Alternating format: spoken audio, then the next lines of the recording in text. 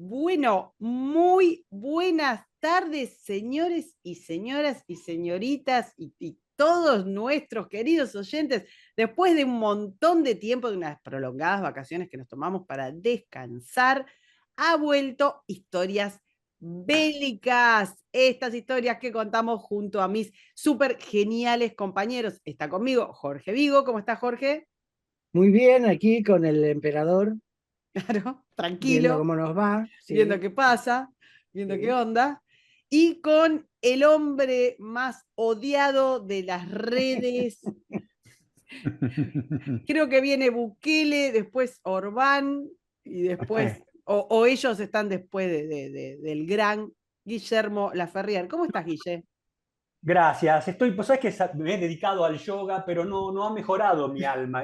Vos sabés que me dedico al yoga, pero no he mejorado y las almas Lo que pasa es que bélicas el yoga en el detestan. infierno no se puede hacer.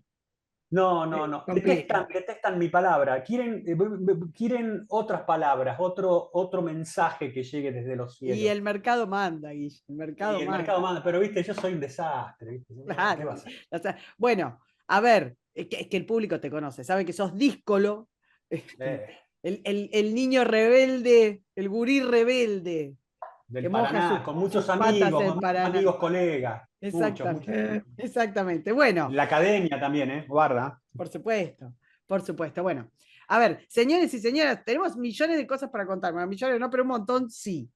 Estamos inaugurando nuestra página web. La página, antes que nada, vayan a verla considerando que la estamos haciendo muy de a poquito, lo vamos cargando como podemos, así que va a tener un montón de contenido, ahora tiene un poquito.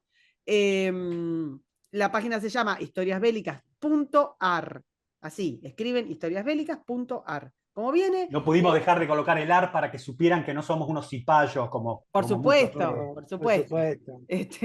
Bueno, la cosa es que en esa página, de a poco vamos a ir cargando todas las historias que hicimos. Tenemos muchísimas, tenemos alrededor de 60 y largos, casi 70, que las fuimos haciendo a lo largo de los años anteriores, porque este programa es un programa exitoso, exitoso como Mirta Legrand un poroto. Bueno, Entonces, la vamos a ir cargando, pero además tenemos muchas novedades, además de tener las pueden ingresar a través de todas nuestras historias, tanto en Spotify como en Evox, como en YouTube, y eso lo vamos a ir cargando y van a estar todas completas.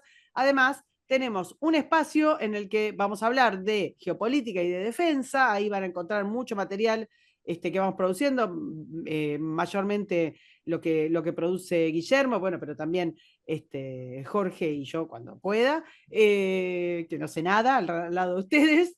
Y tenemos un espacio también para guerra e historia, en donde mayormente eso va a estar coordinado por Jorge. Así que tienen dos espacios en donde Guillermo y Jorge van a poner toda su sabiduría, van a ir cargando, van a ir recomendando libros, van a ir contando su visión sobre las guerras que están teniendo lugar actualmente, van a hablar sobre la historia de la guerra, vamos a tener muchísimo material.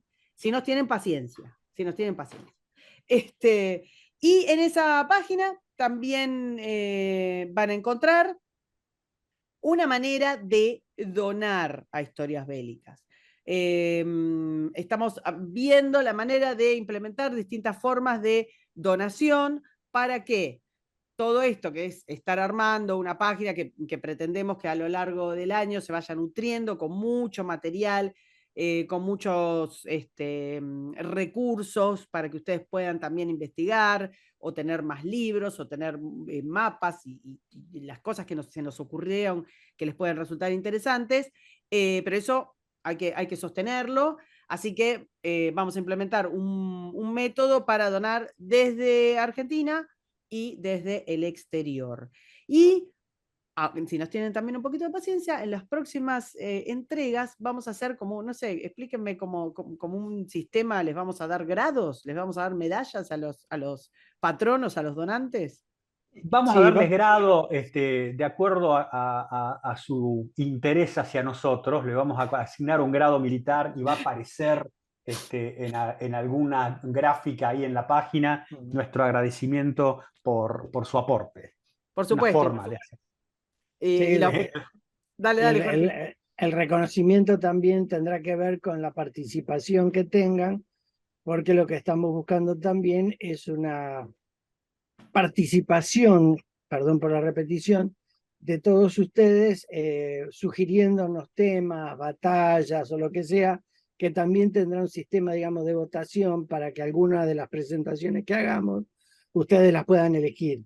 Así que, bueno, eso es mucho, yo sé ahora, pero es lo mejor que les podemos armar y tratar de ver si les gusta. Y Sí, los especiales, por supuesto, espere, niños. espere, espere, Sí, alto, sí. que todavía no fui. Bueno, entonces decía, estos donantes, estos patronos, esta gente que quiera apoyarnos, va a salir, por supuesto, al final de cada historia va a haber un listado de todos los que nos están apoyando en la página. Además de eso, una vez al mes vamos a hacer una historia, pero cerrada. Se va a parecer a los especiales que venimos haciendo, pero mucho mejores. Entonces, o vamos a hacer un especial sobre armas, o vamos a hacer especiales sobre películas y libros, sobre, ¿qué más dijimos? Sobre personajes, Personajes, sistemas de Hechos guerra, extraños en las guerras. hechos extraños, por supuesto, algunos debates políticos interesantes, ¿no? Que se vienen planteando hace mucho tiempo. Y lo que Eh, están todavía buscando los restos de Hitler en Bariloche, en Bariloche, realmente. exacto. ahí va.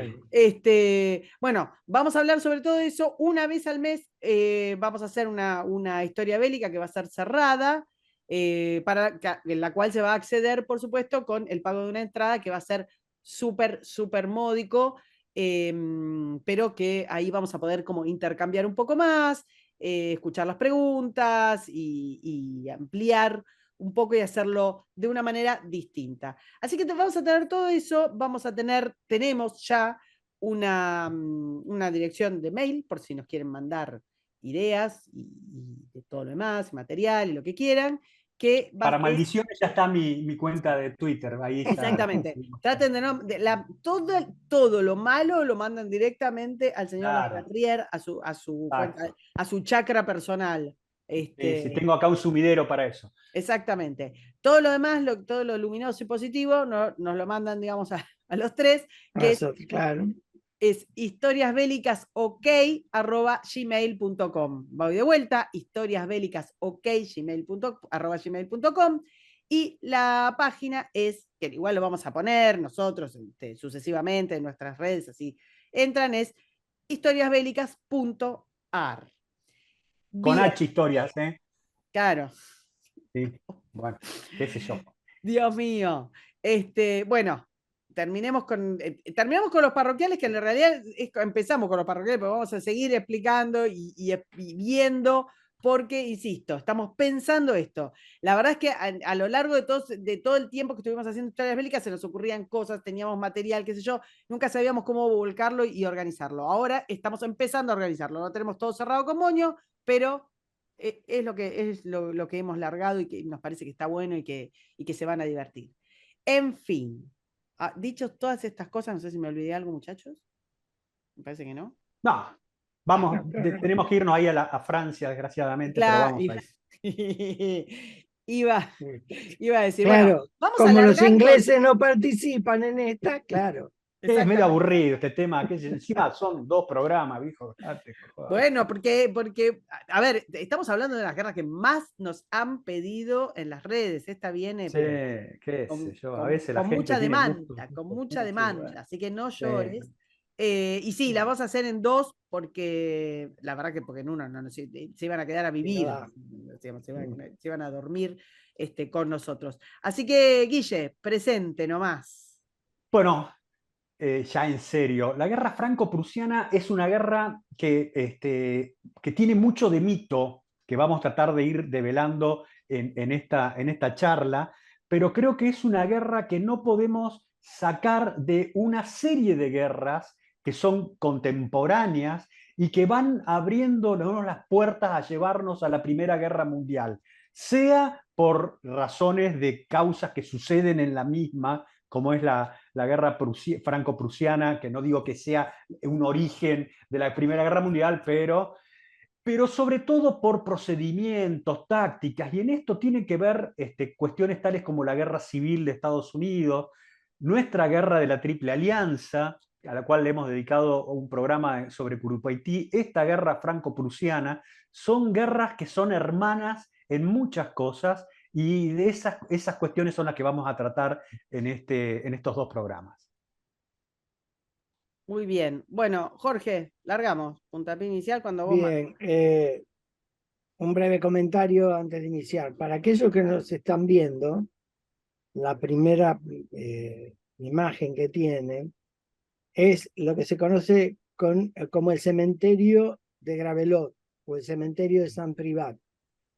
Esta es una imagen, es una época de cuadros y es una guerra que provee de cuadros muy vívidos y muy reales sobre la muerte y sobre la actitud de los soldados.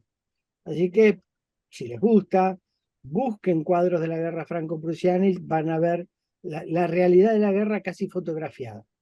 Pero bien. Ahí, otro parecido, Sí. perdón, con la guerra de la Triple Alianza, con nuestro manco, ¿no? Con Cándido López. Claro, con Cándido López. Exactamente. Exactamente. Sí, sí. Dos estilos pictóricos distintos, pero la misma impresión de realidad. Sí, igual y hay un manejo similar de la luz, del contraste, si te fijas en las armas. Bueno, en realidad Cándido los hacía muy chiquititos, era otra cosa. Sí, bueno, pero... Era hasta más infantil, si se quiere, ¿no? No sé si infantil, pero sí tenés una cosa de mucho naturalismo, de mucho detalle. Mira, los cielos son también similares. Este es espléndido, por otra parte. Sí, sí. Como último dato, la arcada de entrada al cementerio todavía hoy está en San Privat. Todavía se conserva. Pero bien, ¿qué pasa? Alemania, después de la accesión de Guillermo al trono. Otro Guillermo, che. Otro Guillermo, sí, un Guillermo un poco, que ya para esta época está grande, pero un poco más razonable que anteriores y que posteriores. Ah, eso sí, eso comparto, ¿no? El otro que vino después, viejo, dejate. Sí, pobrecito. El manquito. Sí, Willy. ¿Qué pasa? Se va a reunir bajo su gobierno a dos figuras excepcionales. Una en la política, Otto von Bismarck. Un pibe del que tenemos que hablar. Que habrá que hablar. Y otro en el campo militar, que es Helmut von Moltke. El viejo. El viejo, ¿no? El de acá se cumple aquello de la segunda versión. El sobrino era un nabo, pero con toda. Vuelve como comedia. Terrible. Sí. Estas dos son las figuras principales, que tienen mucho de lo que la gente cuenta y tienen algunas debilidades que no son tan conocidas y que aquí en la guerra se ven. Pero en el campo militar vamos a encontrar que hay otros hombres que acompañan a Moltke y que también van a potenciar al ejército alemán.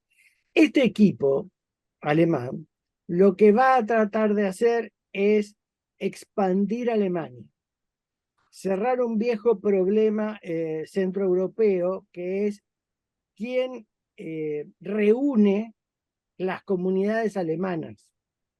Es decir, porque la idea empieza desde Prusia, pero hay un montón de principados, electorados y demás alemanes que están semilibres, a veces muy dominados por Austria, a veces muy cercanos a Prusia, a veces con pequeñas alianzas internas, pero que solos en sí mismos no llega, es decir, la evolución del mundo hace que ya no puedan estar. Pero ahí te hago una pregunta, Jorge, sí. Porque yo entiendo, ¿no es cierto?, que desde Prusia se empieza la unificación alemana, se cargan a los daneses, se cargan a los austríacos, ¿no es cierto? Pero, ¿por qué arriesgarse una guerra con Francia por esta zona? Yo creo que el tema ahí va a pasar por dos motivos. Uno muy antiguo, casi sociológico, y es el tema de Alsacia y Lorena, que se va a repetir en la Primera Guerra Mundial. Sí, tal cual. El tema de Alsacia y Lorena, y que hoy o que muchas veces a la ligera se dice, bueno, eran francesas o eran alemanas, realmente no eran ni francesas ni alemanas. Pero como todo en Europa. Claro, se la inventaron cuando terminó la Guerra de los 30 años. Ahí Alsacia y Lorena se las empezaron a repartir, manosear y demás, y eso quedó como un puñal clavado en el corazón de Alemania y de Francia, y que va a resistir ese dolor hasta la Primera Guerra Mundial. Así que hay Sí, un estamos tema hablando del siglo 19, XVII. claro, sí, dura Y mucho. estamos hablando, perdón que vaya a lo crematístico, son zonas también productivas. No, sí, por supuesto, por supuesto. Sí, claro. Así Sí, que, sí. y también acá, es decir, en ese sentido hay una lucha por la dinámica política prusiana frente al letargo político de Austria. Es Sí, decir, a Sí. quién se iban a aliar estos estados alemanes. Así Los que austríacos ya estaban bastante berretas, ¿no? Ya venían muy sí, para atrás, ¿eh? Austria después de las guerras napoleónicas van a tener un momento de esplendor alrededor de la década del 30 y después van a empezar a caer de nuevo. No, Sí, no, no van a tremendo. tener exactamente. Entonces, en esa expansión de crecimiento, como decía Guillermo, va a disputarle el Holstein a Dinamarca y ¿Querés que después, pase, Jorge? sí, sí, porque hay un mapa de Europa que nos puede servir para ubicarnos. Ahí estamos.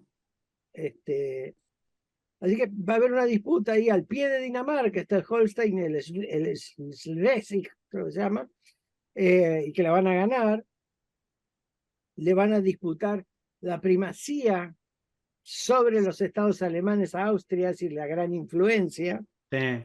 Y a partir de ahí, ya algo tramado, van a crearse alianzas entre Prusia y los estados alemanes del norte, a los que solamente se van a abstraer Sajonia, Baviera y creo que Hesse, que van a tratar de mantenerse, pues de hecho son los estados más grandes, Claro. pero que van a tener mucha relación, porque Sajonia y Baviera, a pesar de no entrar en esta alianza con Prusia, van a comprometerse a que en caso de guerra van a disponer sus ejércitos a favor de Prusia.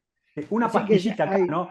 En este tema, ¿no? De la unificación alemana, la generación de la Alemania que conocemos, va casi a caballo de la generación de la Italia que conocemos, que también Sí, era un despelote.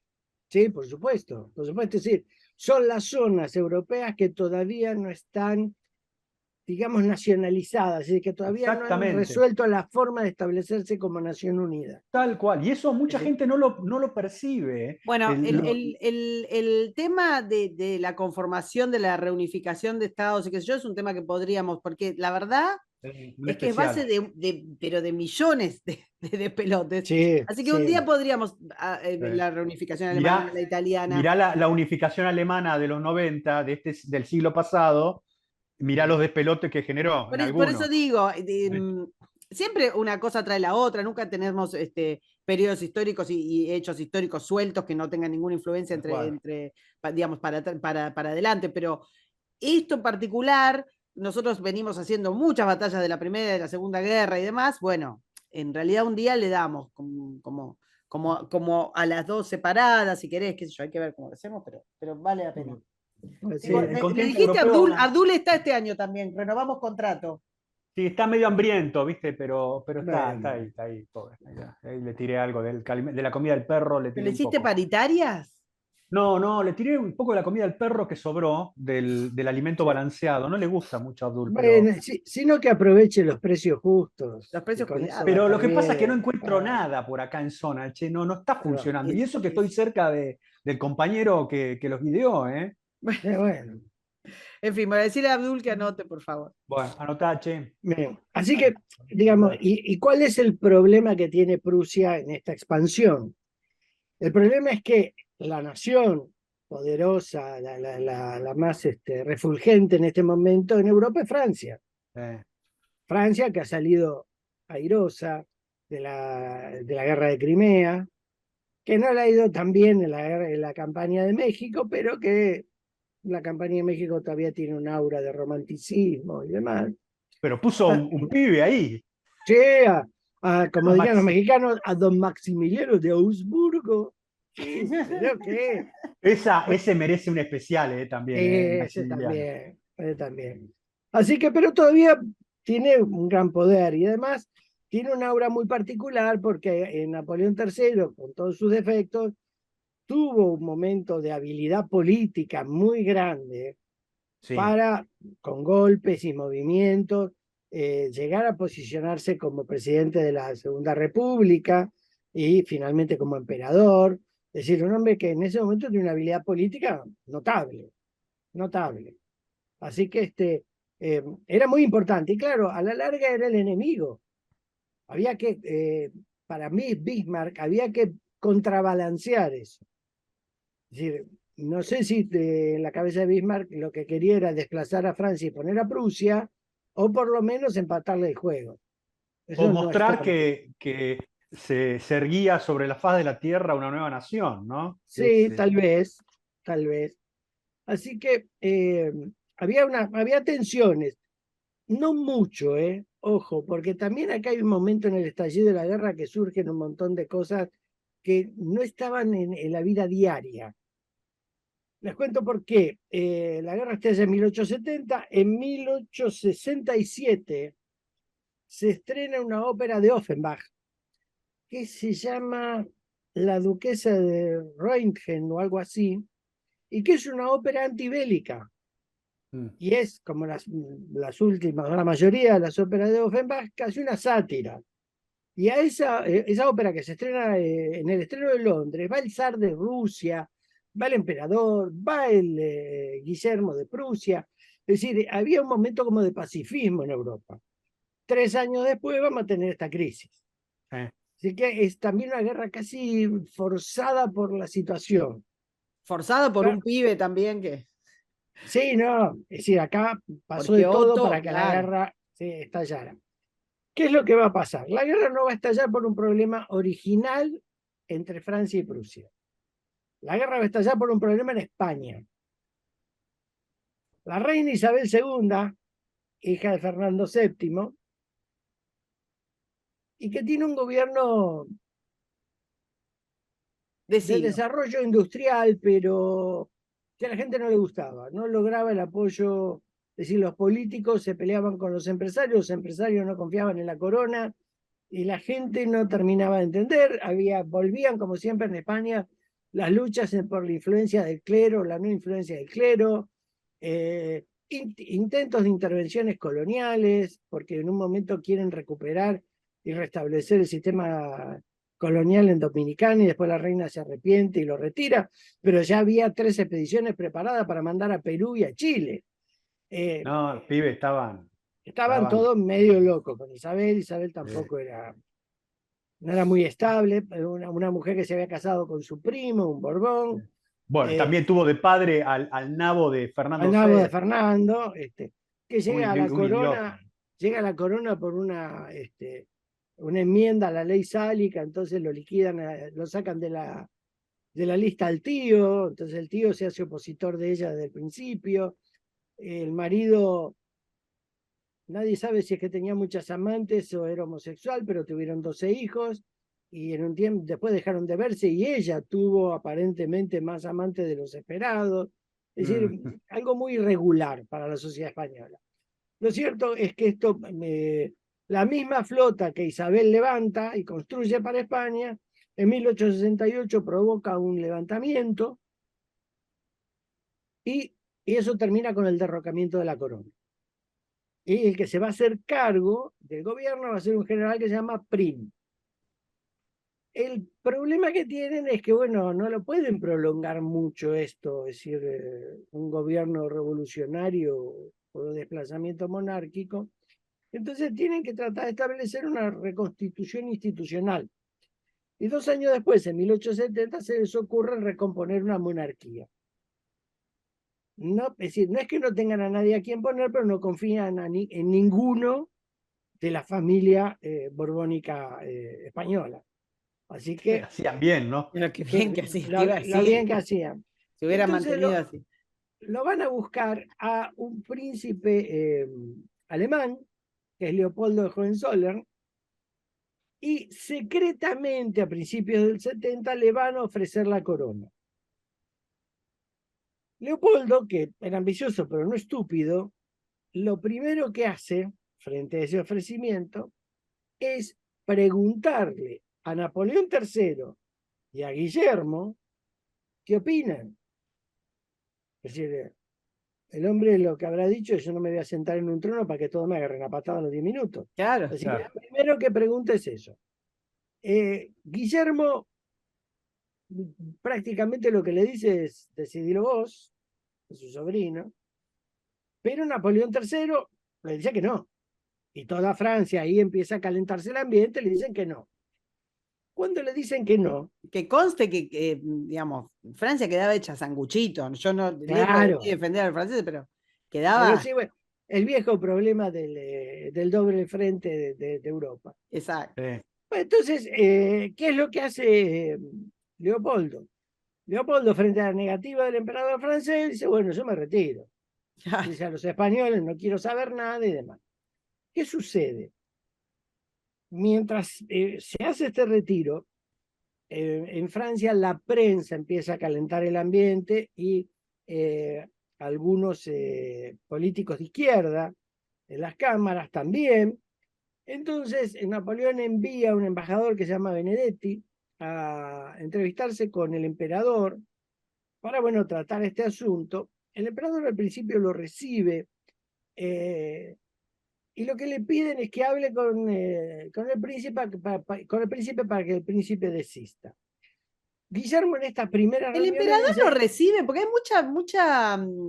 mucho sí, mito ahí, de que no, no. ojo porque hay dos partes.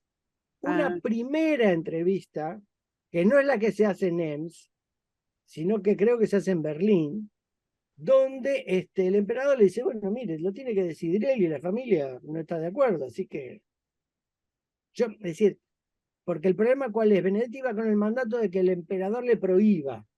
Y el emperador le dice, no, mire, bueno, por ahora rey, ¿no? Todavía no emperador. Le dice, no, mire, la familia dijo que no y en breve él mismo dice que no. Vuelve Benedetti a París, lo vuelven a enviar, esta vez iba a Ems, donde está Guillermo, para reclamarle otra vez que Guillermo le ordene a Leopoldo que no tome la corona española. qué insistones, ¿eh? Sí, Qué esto fue pesado. una estupidez diplomática. El emperador no lo recibe y le manda a decir que ya desistió Leopoldo, Que le que no es clavó el necesario visto, que deje de. que no Ah, es necesario que él intervenga ni haga nada. Así que queda ahí. Cierto que Benedetti diplomáticamente insiste un poco, pero no lo van a recibir. ¿Qué hace Guillermo? Guillermo le envía un telegrama a Bismarck que lo recibe estando cenando con Moltke y con el ministro de guerra que era el general Rom. ya estaban Y un poquito. le explica esto que Benedetti insistió un poco y le dice, mire, si quiere, délo a conocer esto, como algo común. Bueno, Bismarck le dice, sí, lo voy a dar a conocer, pero tergiversa la historia diciendo que Benedetti quiso imponerle al rey de Prusia la obligación de prohibirle a Leopoldo tomar la corona española. Un Con poquito lo de cual, liquid paper, al cambio. los alemanes se ponen más nerviosos, los franceses se ponen furiosos, no hay acuerdo, el telegrama solo enciende la mecha, y esto que transcurre durante los primeros días de julio, lleva a que el 19 de julio de 1870 Francia le declare la guerra a Alemania. ¿Qué es El lo tipo que mordió el Bismarck? anzuelo hasta decir basta, viejo. Claro, sí, sí. Así que Bismarck logra su cometido, totalmente. Claro.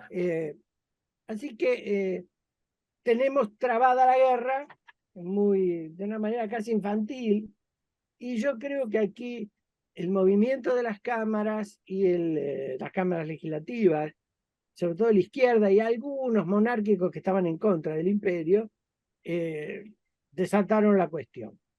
Hay un tema, si vamos a la placa siguiente, Ya están los pibes. claro, hay que tener en cuenta una cosa. Napoleón no quería la guerra. ¿Por qué? Porque Napoleón, igual que Guillermo, están grandes y están enfermos.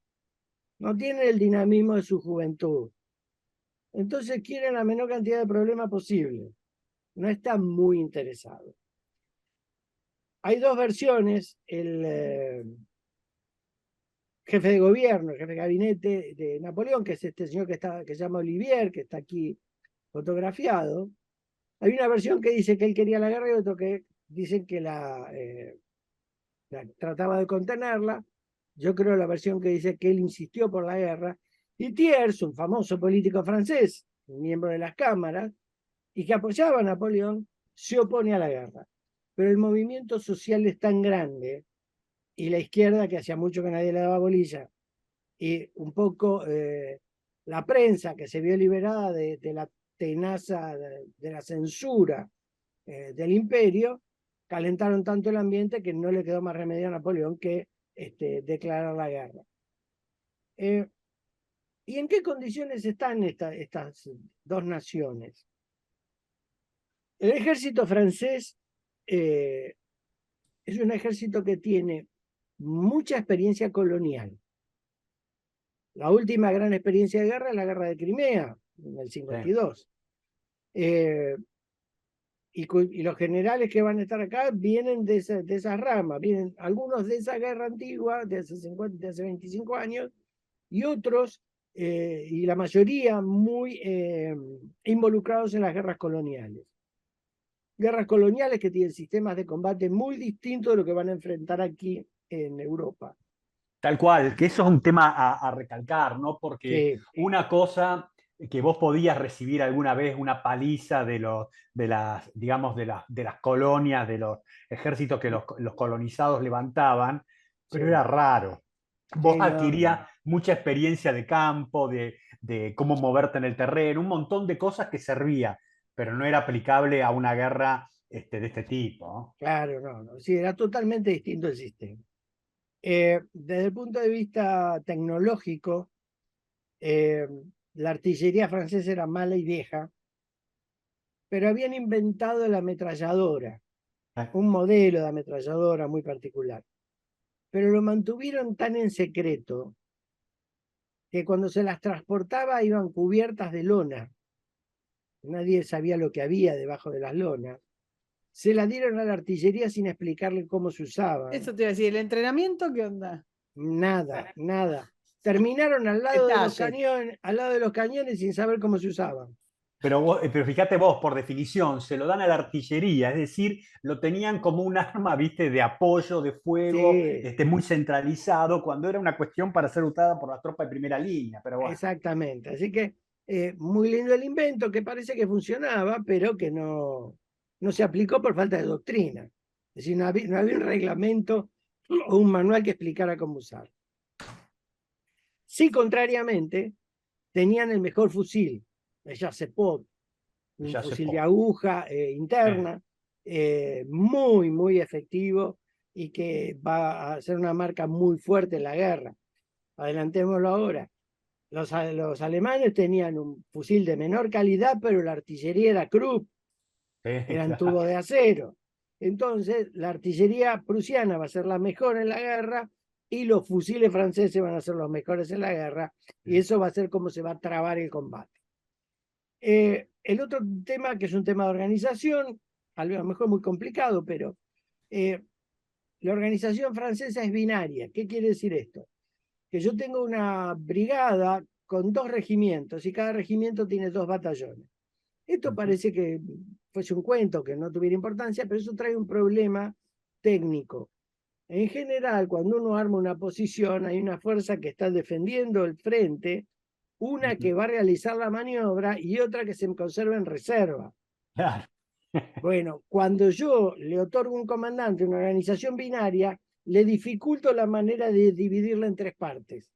Porque tiene que Esto, partir, disminuir alguno. Ese es el problema claro, que tiene. Que genera problemas de comando y control. Es todo un temita. Lo que pasa es que a veces se recurre a eso. Lo hicieron los alemanes en la Segunda Guerra Mundial, ya cuando les iba mal, para tener claro. más divisiones, ¿viste? Sí, pero, es decir, te arruina el mando, te lo complica completamente. ¿Quiénes son los comandantes? Acá, bueno, Napoleón III, como dijimos, un revolucionario que llega a emperador, donde todas sus grandes habilidades políticas en este momento están disminuidas. Nunca tuvo una habilidad militar de resalto. Es Tenía el cierto. nombre del sobrino, pero no era el sobrino. Pero no era más Del que tío, el digo, sobrino. claro. Exactamente, no Claro. era más que eso.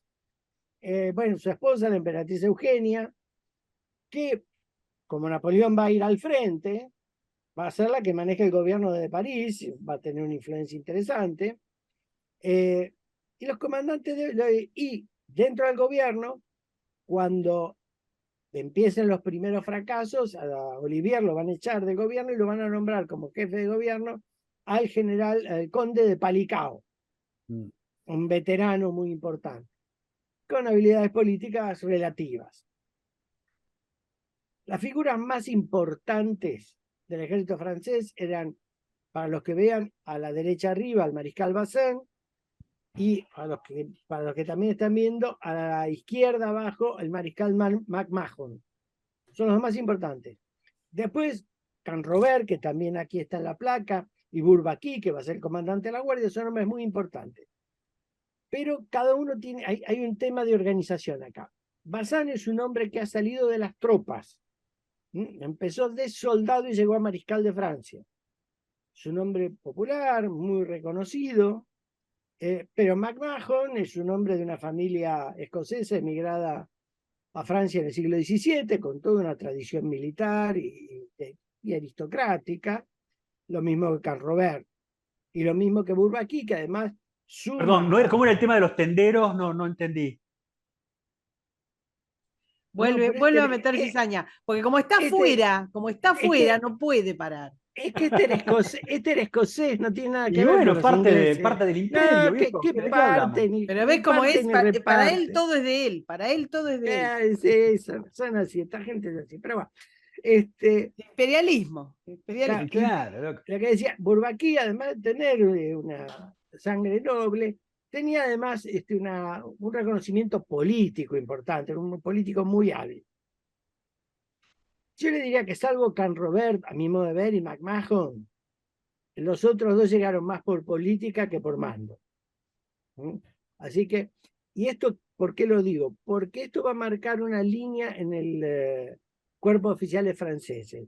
No es homogéneo. Sí. No están todos parados en el mismo lugar, no comparten los mismos valores. Es decir, hay divisiones. Este no era el ejército francés de Napoleón Tío, No, viejo. para nada. Este era un ejército donde la política ya se había metido y lo metió mal. Acá Sí. el tema ese de que en cada soldado está en la mochila un bastón de mando de un mariscal, Sí. se había roto eso. Se había roto, exactamente. Y el otro personaje, que es el último aquí en la fotografía, es el general Wimpfen, que en esta primera parte no va a tener preeminencia, pero que sí lo vamos a citar cuando lleguemos a Sedan. Así que esta es la línea que tienen los franceses. En la placa siguiente tenemos a los prusianos. Como decíamos, Guillermo, Bismarck y Moltke, esa trilogía tan importante. Bismarck con una gigantesca habilidad política, Moltke una gran habilidad de teoría militar. Sí. Y en el campo de batalla tiene una visión más estratégica que táctica, lo que le va a traer algunos problemas en la conducción. Sí, digamos que, a ver, Moltke es el tipo, a ver, ¿cómo podríamos decir? Era un tipo como Eisenhower, para manejar el gran conjunto, el gran panorama, la relación con los políticos. Era un soldado, guarda, sabía. Pero por ahí, en el detalle exacto de si el cuerpo más a la izquierda o más a la derecha, ahí podía tener problemas. Exactamente. Y después lo va a Pero tener. estaba, perdón, años luz de muchos que conocemos. Este pibe No, sabía por supuesto. que hablaba, guarda. Este además leía. Sí, era uno de los pocos prusianos que había leído a Clausewitz. Sí. Después lo tenemos a la derecha abajo, al general Rom. Este es el gran constructor del ejército alemán. Es el ministro de guerra. Iba a ser asesor directo de Guillermo en el campo de batalla. Es el que mejora el sistema de reclutamiento, reordena las fuerzas, crea sistemas de reservas y demás, y es el que le da el mejor entrenamiento al ejército alemán. Después lo vamos a tener como comandante de uno de los ejércitos del tercer ejército al príncipe heredero, a Federico. Federico va a ser el heredero de Guillermo, pero va a reinar durante 3 meses porque va a morir enseguida y va a venir Willy. Sí. A veces los dioses juegan crudo. Juegan en contra, exactamente. Después a Carlos de Prusia, que va a ser el comandante del tercer ejército, y que va a ser responsable de un gran problema, y el general Steinmetz, que es el comandante del primer ejército, que es un rebelde, eh, un hombre que lo tendría que haber echado a los 10 minutos de iniciada la guerra. No obedeció ninguna orden, hizo durante la guerra hasta que sí lo retiraron cualquier desastre. Y es el gran responsable de muchas de las complicaciones que van a aparecer en la guerra.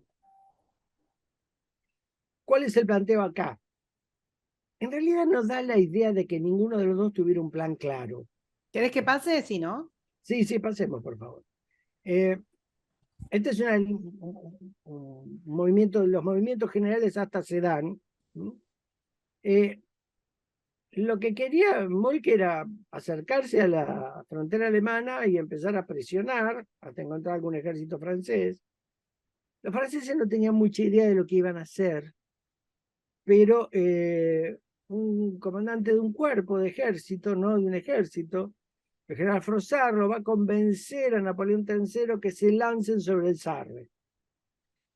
Sí, se van a lanzar y ni bien salgan, se van a encontrar con los ejércitos prusianos. ¿Y qué va a suceder? Por un lado van a atacar el Sarre y el Sarrebruck, y por otro lado, más hacia el sur, el cuerpo de ejército del general McMahon va a cruzar también la frontera por el Rin.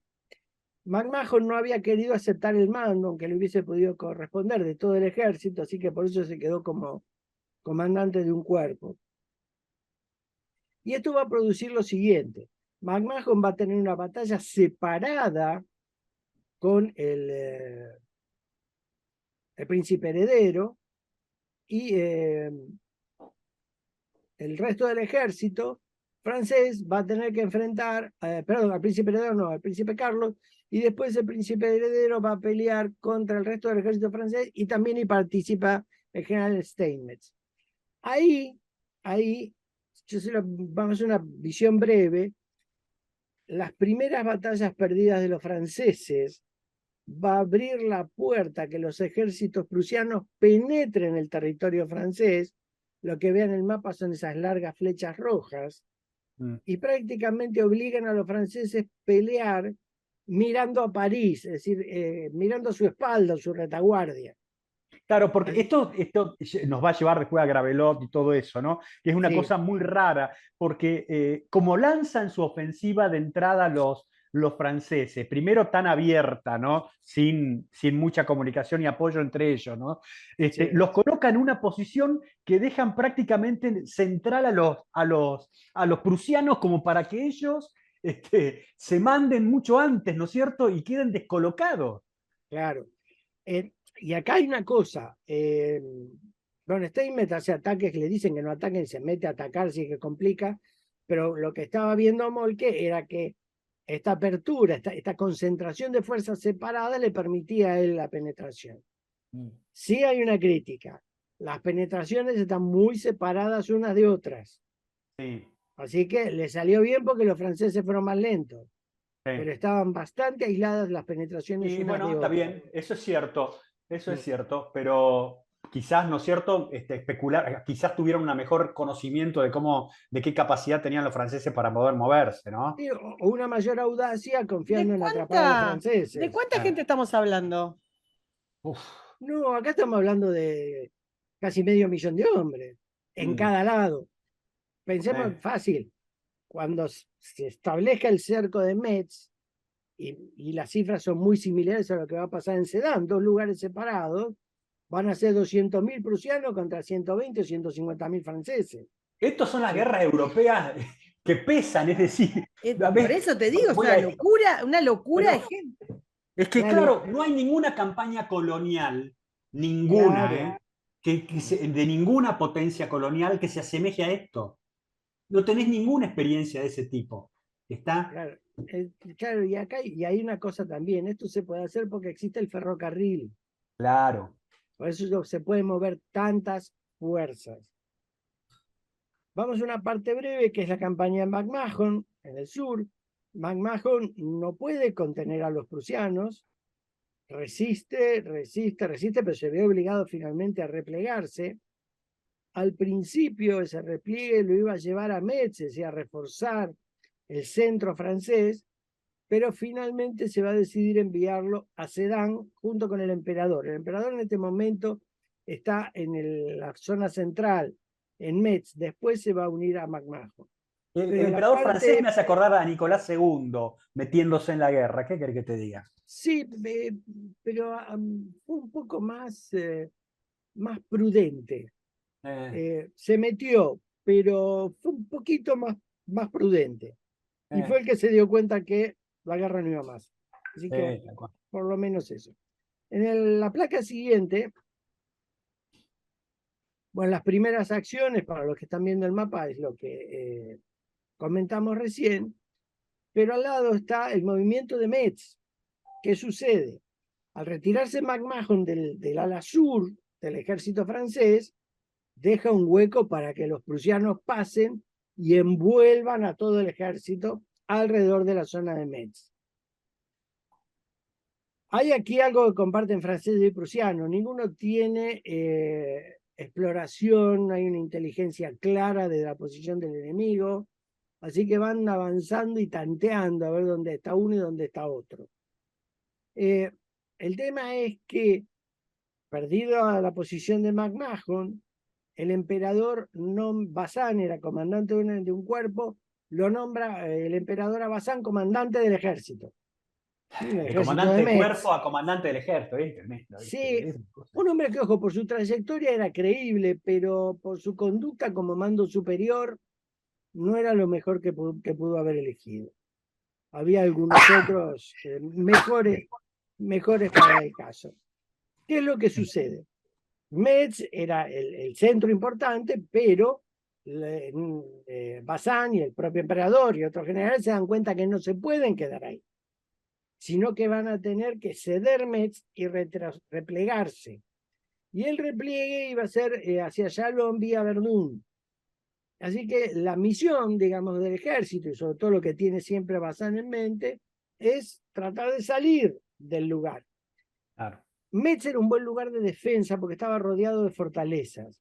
Pero claro, y ahí en Metz se va a pelear también en el 44 con Patton, el tercer ejército, sí, peleando ahí en Metz con las mismas fortalezas. Viejo. Sí, va a ser feroz. ¿Y qué pasa? Para poder salir de Metz, Bazán tiene que desplegar el ejército fuera de la línea de fortalezas. Claro. Así que eso lo pone en una situación relativamente débil. Este movimiento de envolvimiento prusiano y este despliegue francés nos va a llevar, en la placa siguiente, por favor, al primer encuentro, que es la batalla de Mars-la-Tour, el 16 de agosto. Piensen que estamos a menos de un mes de iniciada la guerra, menos de un mes. En Mars-la-Tour se encuentran realmente. Vuelvo a lo mismo, nadie sabía dónde estaba el otro. El que va a comandar en general esta batalla va a ser el general Abesbelen, y él cree que está peleando con una retaguardia del ejército francés, porque piensan que los franceses ya han abandonado Metz y que se dirigen a Verdún. Bueno, en realidad se está encontrando con todo el ejército, así que los encuentros son bravos. Y acá empieza a plantearse la diferencia de artillería y fusiles. La artillería alemana es buena ablandando, digamos, las posiciones francesas, pero por supuesto no las barre del terreno, y cuando los alemanes van a atacar, se encuentran con un fuego de fusilería feroz. Así que son batallas muy sangrientas y muy duras. Pero ya en esta batalla, en Mars-la-Tour, se nota la inmovilidad francesa. ¿A qué voy con esto? Tiene en mente de defenderse. Sí. Y en ese contexto ninguno aprovecha ninguna oportunidad que le podría permitir un contraataque. Así que por más que haya ataques alemanes que queden mal parados, los prusianos pueden siempre replegar y recomponerse. Y los franceses no, se quedan en su lugar. Pero además con el acento, ¿no es cierto?, de tener a los alemanes de espalda al corazón de Francia, ¿no es cierto? Es Claro, decir, con una capacidad de infligir daño al territorio francés tremendo. claro, y Tremendo. además con un tema grave. Los alemanes están entre el ejército de Bazán Ujú. y París, pero Claro, entre ellos y París está la fuerza de McMahon. claro. Así que pudieron, Están encerrados. faltó imaginación. Tal cual. Los alemanes en ese contexto son mejores, ¿por qué? Porque cuando reclutaron a sus oficiales, donde también, por supuesto, la burguesía empezó a entrar, esa burguesía se asimiló a la idea Juncker, Sí. tradicional del ejército alemán. Así que los oficiales alemanes son todos mucho más parejos, salvo 2 o 3 locos que mencionaremos, pero es más consistente, por decirlo de alguna manera. No, y además ya empieza a permear ese concepto que traían los prusianos digamos, de la orden tipo misión, es decir, estos tipos no eran, había la iniciativa se fomentaba a los niveles más bajos, ¿me comprendés? Y entonces Sí, eso facilitaba que alguien que pudiera leer el terreno en determinadas cosas procediera de acuerdo a lo mejor que se le había, lo que le salía de su lectura de lo que estaba sucediendo sin sí, esperar órdenes, ¿no? Y eso exactamente. se había cortado. Y eso lo tenía Francia con Napoleón, ¿eh? Eso lo Sí, tenía sí, Francia con claro. Napoleón, pero se perdió. Claro, pues, el tema es que esos sistemas, que mucha gente cree que un ejército lo tiene y lo va a tener para toda la vida, no es así. No, Se van trasladando de una fuerza a la otra según claro, cómo esa fuerza se prepara y utiliza la cabeza para armar una guerra. exactamente. Si no se pierde todo eso. Claro, ¿qué es lo que le va a suceder a Bazán? Bazán está tan preocupado por asegurar la salida vía Verdún que de repente empieza a replegar la fuerza de Marlatul. Y vamos a la página siguiente, se va a anclar más cerca de Metz en lo que se va a conocer como la batalla de Gravelotte-Saint-Privat, que empieza el Exacto. 17 de agosto. Que ¿Qué es sucede? la, que tiene el nombre, que es la batalla hasta donde vamos a llegar en este episodio, ¿no es cierto? Que es Sí, una batalla típica de frente invertido, ¿no es cierto? La otra también sí, lo tenía, total, ¿no? Es total. totalmente, que es algo raro en la guerra, y que quiere decir que los bandos que están enfrentándose hacia su retaguardia, es decir, hacia atrás de donde están peleando, tienen territorio enemigo, los dos. Así es, Es muy así es. loco. Es muy loco y son muy raros estos casos. Sí, sí, estas batallas antiguamente se llamaban de vuelta encontrada, sí, Sí, porque miraban al revés. Ahora, sí, ¿qué sucede? Cuando Bazán se retira de Marlatur, estamos todos muy cerca, ¿eh? sí, Molke no sabe dónde está, entonces ordena avanzar hacia el norte, hacia cortar el camino a Verdún. claro. ¿Y qué sucede?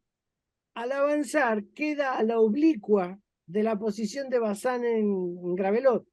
Sí, le está dando casi todo el flanco. Claro, entonces en vez de chocar de frente, se lo van acomodándose en oblicuo uno con otro. Claro, Lo que le va a costar a los alemanes acomodar toda la posición. La posición de Gravelot es una posición muy fuerte. ¿Por qué? Porque hay muchas granjas, la de Moscú, la de Jerusalén, la de San Hilaire, que va a ser muy importante, que tienen construcciones de material muy gruesas. claro, Y además, la pendiente del camino sube hacia la posición de Bazán, así que tiene un campo de tiro maravilloso. claro. La parte sur está cubierta por un barranco muy profundo, así que para cruzarlo, los alemanes tienen que llegar a él, protegerse en el barranco, pero volver a salir. Así que es una posición muy, muy fuerte. Y aparte tienen el río Mosa que lo cruza por ahí también, o sea que Exactamente, tienen también. un obstáculo. Así que está muy bien parado Bazán. El problema es que Bazán no se va a ocupar de la batalla. Bazán va a estar obsesionado en cuidar o la salida a Verdún por un lado y eventualmente el repliegue a Metz. Así que eso lo va a tener. ¿Por qué Va a habrá tener hecho esa pavada? ¿Por qué no se habrá metido en lo que tenía que hacer y estar preocupado por algo que se le iba a empiojar si fracasaba en lo que estaba? el mando era demasiado para Bazán. Claro. Demasiado. no podía, no le daba, no le daba. Es decir, entonces, claro, lo abrumó la responsabilidad y se dedicó a cosas menores. En esta Qué batalla, bárbaro. durante esta batalla, una buena parte del Estado Mayor de Bazán estaba ocupado de los nombramientos y las condecoraciones, Y no, sí, no de la batalla. ese tema, ¿no es cierto?, de la burocracia militar que a veces es difícil de entender cómo permea y cómo presiona en determinadas circunstancias hasta inverosímiles, ¿no? Sí, sí. También es Acá difícil de entender ahora, ¿no? Pero digo, cuando estaban las realezas metidas, no sé, me parece que viéndolo desde ahora es más incomprensible. sí, Nos había pasado hace poco, no me acuerdo en cuál, que era lo mismo, que estaban, ay, no me puedo acordar qué batalla estábamos haciendo, que era lo mismo, que tenías la realeza, la oligarquía ahí en la Sí, pavada.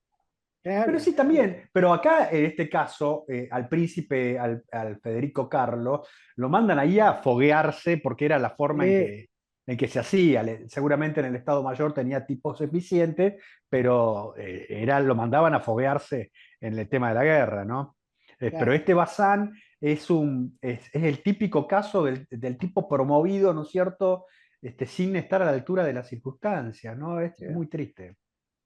Sí, igual tenía buenos mandos, porque por ejemplo, para los que ven el mapa, al sur, el segundo cuerpo de Frosar va a fortificarse, porque Frosar es ingeniero Claro. militar, así que va a fortificar todo lo que pueda. El tercer cuerpo lo va a mandar Lobez. Lobez era ministro de guerra, pero con la derrota de las primeras derrotas en la frontera, y sobre todo la retirada de McMahon, renuncia y viene acá y se hace cargo de un cuerpo. Me hace acordar a Eh, Winston, ¿no? Parecido a Winston. Después Después de Galípoli. el general lo admiró, que era un buen general promedio, nada más. Canrobert, que fue lo mejor probablemente en la guerra, junto con McMahon, lo mejor que tuvieron los franceses. Pero Canrobert, por ejemplo, tiene un problema. Lo sacan tan rápido de Chalon para traerlo acá, que cuando cargan los trenes se deja todo el equipo de ingenieros, es decir, las palas, todos los equipos, así que no puede fortificar su posición. Es Perdiste. decir, claro, lo que tiene es el terreno, que es muy bueno, pero nada más que eso. Mm. Y Bourbaki va a quedar como jefe de la guardia en la reserva. Después, cuando lleguemos a la rendición, Bourbaki va a tener una historia fantástica. Bueno, y Los Alemania, prusianos. los prusianos otra vez se encuentran con pedazos del ejército creyendo que es la retaguardia. Y a medida que van avanzando se dan cuenta que es todo el ejército. La idea de Moltke, ¿cuál es? La parte sur del ejército o la parte derecha del ejército prusiano, digámoslo así, Sastrov, Steinmetz, un incompetente, y Geben, deberían quedarse quietos conteniendo esa punta mientras el resto del ejército trata de envolver, De maniobrar, claro, y buscar de el flanco. maniobrar, ir lo más al norte posible y buscar el flanco. ¿Cuál es el problema? Steinmetz, que lo ha hecho desde el principio de la guerra, desobedece y empieza a atacar por su cuenta. Totalmente. Y Es una este es el que, locura. y este es el que tiene el barranco por delante. Claro. Lanza ataque contra ataque, incluso le da órdenes a cuerpos que no están bajo su mando, pero como él es un oficial superior, los que Sastrov y Geben, jefe de esos cuerpos, lo obedecen. Es desastroso. ¿Por qué? Porque el barranco, si bien no impide el empleo de la artillería prusiana, la pone a una mayor distancia. No, y Entonces, fortalece la defensa de los franceses ahí. claro, los daños son menores, así que cuando las tropas estas llegan, bajan al barranco, que lo han hecho ya bajo fuego, se ordenan el barranco y vuelven a salir, se encuentran con una marea de fuego. Y hay Ahora, te digo, esa conducta, si se producía, la conducta del pibe de hacer y empezar a mandar a otros cuerpos por fuera, se hubiera hecho en la Primera Guerra Mundial o en la Segunda Guerra Mundial, lo fusilan. Sí, inmediatamente, inmediatamente. Pero también lo que vemos acá es que estas tropas no van dispersas para evitar que el fuego las liquide. No, no, no. Van formadas como batallones napoleónicos. Bueno, en eso están iguales que las guerras esas que mencionamos al principio, ¿no es cierto? La guerra, Claro. lo misma de Crimea también, la Sí. guerra de Crimea, Triple Alianza, la guerra civil de Estados Unidos. Es Curupaití. Es Curupaití, tal cual. Estamos es saltando Curupaití. algo. Así que, ¿y cuál es el problema que se va planteando? Los que rechazan estos ataques bajan al barranco. Muchos están heridos, hay muertos que se acumulan en el barranco. Así que todos los que vienen detrás tienen que ir esquivando muertos y heridos para poder trepar otra vez. Se producen 3 asaltos desastrosos. Finalmente Steinmetz manda la caballería. Están locos, viejo. De 4 regimientos llega uno y ese que llega en 5 minutos la mitad está muerta. Claro. Así que es un desastre lo que se acumula en el barranco. Y acá hay una cosa curiosa. Steinmetz está en comunicación con el rey y Moltke está al lado del rey. Y cuando Steinmetz pide autorización y dice que va a atacar de nuevo, y incluye más tropas y demás, el rey se deja convencer y Moltke se calla la boca. Nadie sabe por qué no dice nada de esto que es un desastre. Mientras se produce esta matanza, el príncipe Federico Carlos trata de buscar dónde termina la línea francesa. Y él Hacia el norte. Claro, va hacia el norte, y él cree que termina en Armambille, pero no, sigue hasta San Privat. Así que lo que va a hacer es una maniobra que lo va a poner enfrente del último extremo de la línea francesa. Hasta ahí bien. Hasta ahí, más o menos bien, podría a partir de ahí retener eso y tratar de hacer un envolvimiento, pero en el extremo de esa línea hay 2 cuerpos.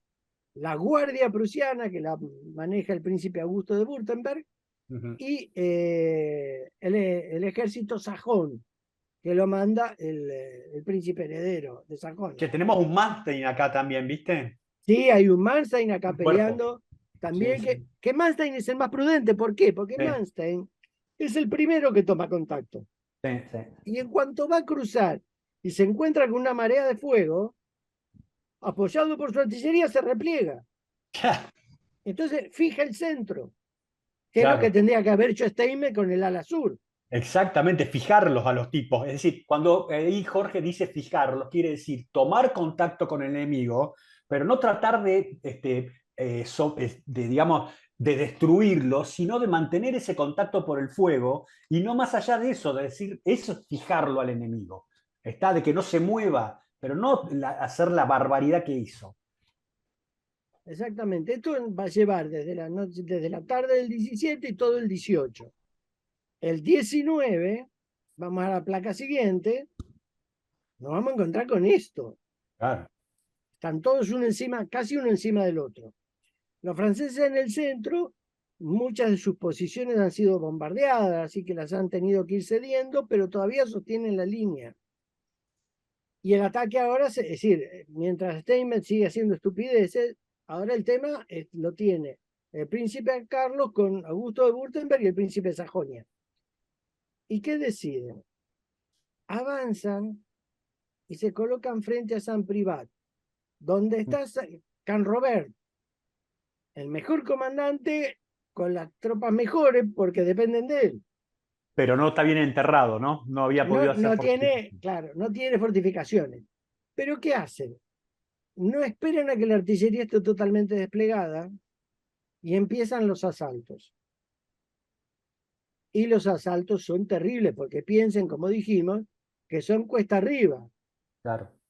Es una barranca, una lomada. Una lomada no muy pronunciada, pero es cuesta arriba. Así que les tiran los franceses con todo lo que tienen. Canrobert no tiene mucha artillería, pero tiene fusileros que son fabulosos. Para que tengan una idea, la guardia tenía 18.000 hombres. En 3 asaltos perdió 8.000. Claro, una masacre. Desastrosos. Los asaltos fueron desastrosos. Pero ¿qué es lo que pasa? Bazán no toma ninguna decisión. Bourbaki con la guardia podría haber ido a apoyar a Canrobert y rechazar la fuerza de Sajonia e incluso la guardia prusiana y establecer una posición diferente para los franceses. Pero el miedo de Bazán de quedar cortado de Metz o de Verdún, hizo que nunca le ordenara nada y Bourbaki no sabía qué hacer. Ahí Bourbaki, hay que reconocerlo, estuvo corto. Estuvo corto, pero va a ser algo escandaloso. Cuando finalmente, y después de 3 asaltos, Canrobert desesperadamente pide ayuda, Bourbaki finalmente va a ir a apoyar a Canrobert en San Privat. Pero va a ser algo terrible, porque la verdad no sé ni cómo llamarlo, porque es verdaderamente escandaloso. Cuando él llega, el problema que tiene es que, claro, Canrobert ya está casi está replegando.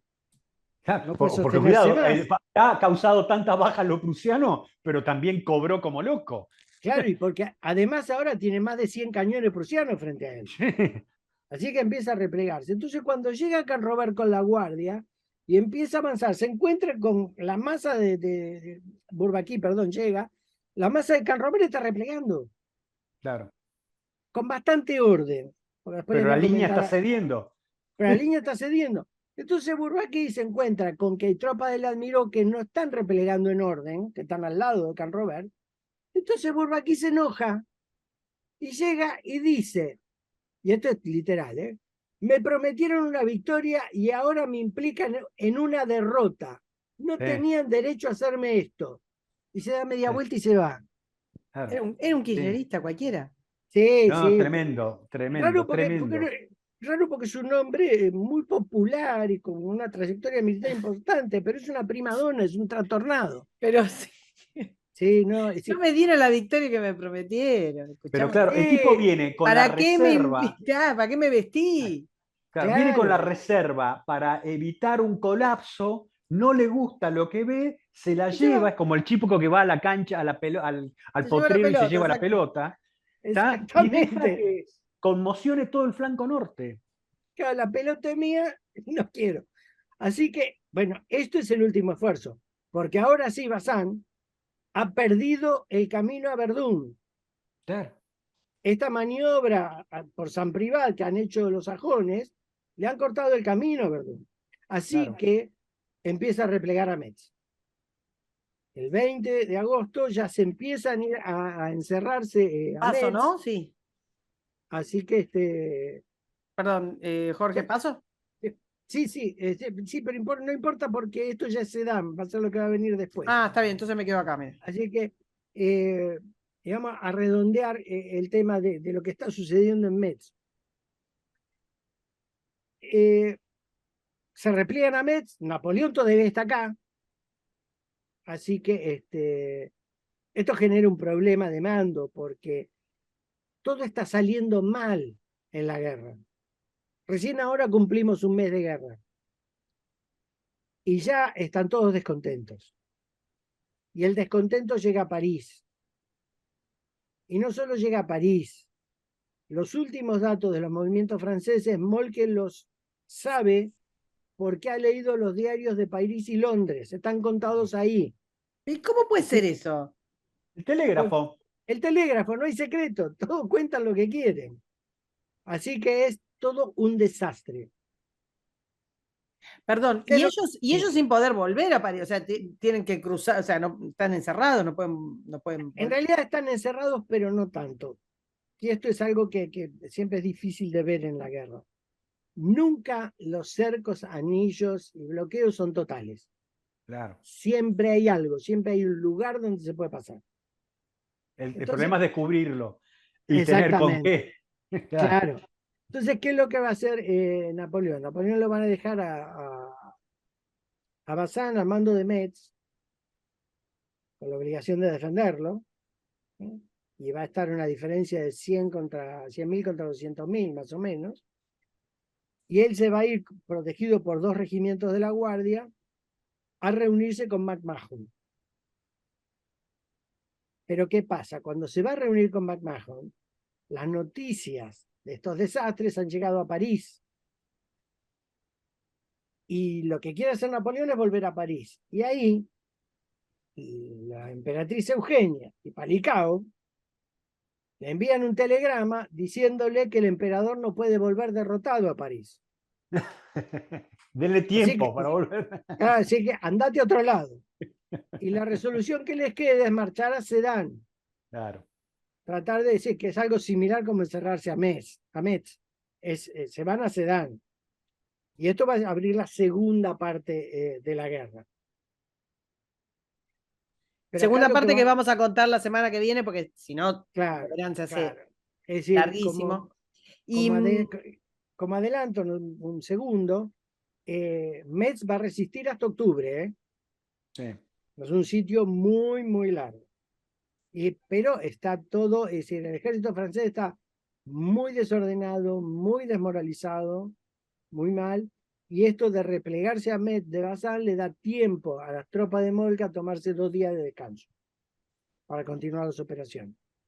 y un caldo que se empieza a crecer en París, que después va a tener altísimas consecuencias. Así es, y que eso, Porque bueno, además, merecerá. este Napoleón no estaba tan estable políticamente como para decir, No, no, ya a esta altura no. A no, esta y altura aparte no. lleva un mes de guerra y ya tiene que ver cómo va a tener que defender París, ¿no? Cómo va a Sí, impedir que los tipos lleguen a París. Es una locura. se está cayendo todo el frente. Todo el frente, Exactamente. no pueden Bueno, más. vamos a poner un poco de suspenso. No vamos a Ok. spoilear. La semana que viene vamos a hacer Sedán. No dije muy mal, que tengo que decir, que tienen que suscribirse, likear y recomendar el canal. Eso hace que nos vea más gente, que el algoritmo haga no sé qué sasa, pero que tengamos mayor visibilidad y que sean más conocidas nuestras historias. Así que 1, 2, 3 ya. Esto es para que se suscriban, compartan.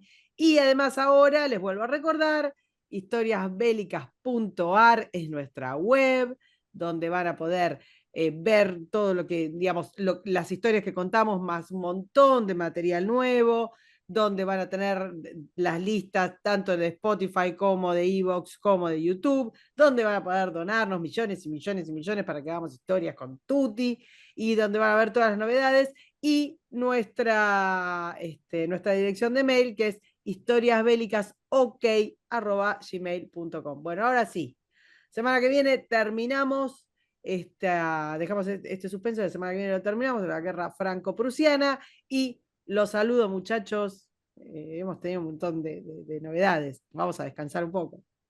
Sí, Bueno, genial, che. Vemos a ver qué otra macana se manda esta versión No sabemos, no ayornada. sabemos, no sabemos. No spoilemos, que la gente no sabe. Bueno, En fin. así es. ojalá les haya gustado. Nos vemos la semana que viene. Un abrazo para todos. Nos vemos igualmente. Chao. Chau. Suscríbete, me gustealo, compartilo y nos vemos en la próxima. Muchas gracias.